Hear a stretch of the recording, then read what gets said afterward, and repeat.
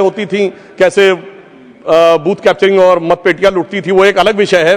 परंतु मैं ये भी कहना चाहता हूं कि देश की संसद में कई बार चुनाव सुधार के लिए बड़े विधेयक पारित हुए, पर मैं उदाहरण देना चाहता हूं कैसे हुए। एक बार इंदिरा जी का चुनाव गलत सिद्ध हुआ तो सर रेट्रोस्पेक्टिवली चुनाव का सुधार कर दिया गया ताकि किसी भी अदालत का उस पर कोई प्रभाव न पड़े। फिर मैं याद दिलाना चाहता हूं सर, राजीव गांधी जी जब प्रधानमंत्री थे 1989 को उनका चुनाव हुआ अमेठी में, सर गोलियां चली, 21 लोगों पे एफआईआर हुई और उनके विरुद्ध कौन लड़ रहे थे? राजमोहन गांधी, महात्मा गांधी के पौत्र, और डॉक्टर संजय सिंह जो पूर्व केंद्रीय मंत्री थे, उनको इतनी गंभीर गोली लगी कि प्राणों का संकट उत्पन्न हो गया।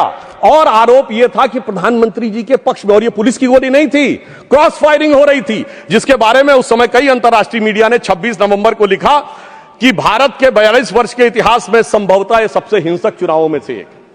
अब इसके बाद अब आइए साहब, इसके बाद हम आगे बढ़ते हैं तो वर्तमान यूपीए सरकार का दौर आता है और उस समय बहुत से लोगों को यह तथ्य ध्यान नहीं होगा, वैसे तो नेहरू परिवार और बच्चन परिवार के बीच में बहुत मधुर संबंध थे, पर कभी कभी ज्यादा मिठास होने से डायबिटीज हो जाती है। तो वो दौर था 2006 में जया बच्चन जी की सदस्यता चली गई ऑफिस ऑफ प्रॉफिट के मुद्दे पे, क्योंकि उत्तर प्रदेश सरकार का एक पद था। अब सर यही आरोप लग गया और सोनिया गांधी जी जो उस समय नेशनल एडवाइजरी काउंसिल की चेयरमैन थी, उन पर भी ऑफिस ऑफ प्रॉफिट का विषय लग गया और इस कारण से उनकी सदस्यता भी चली गई।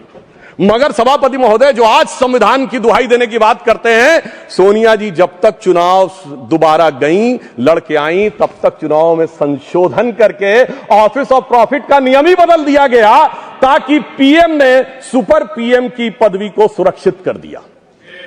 अब मैं यह भी बताना चाहता हूं सर, उसके बाद वास्तविक अर्थों में चुनाव सुधार की शुरुआत तब हुई जब भारतीय जनता पार्टी शक्तिशाली हुई, 1990 का दशक, और ये देश की यूनिपोलर पॉलिटिक्स बाइपोलर हुई। वोटर आईडी कार्ड 1993 में आया, केंद्रीय सुरक्षा बलों की तैनाती 1996 में प्रारंभ हुई।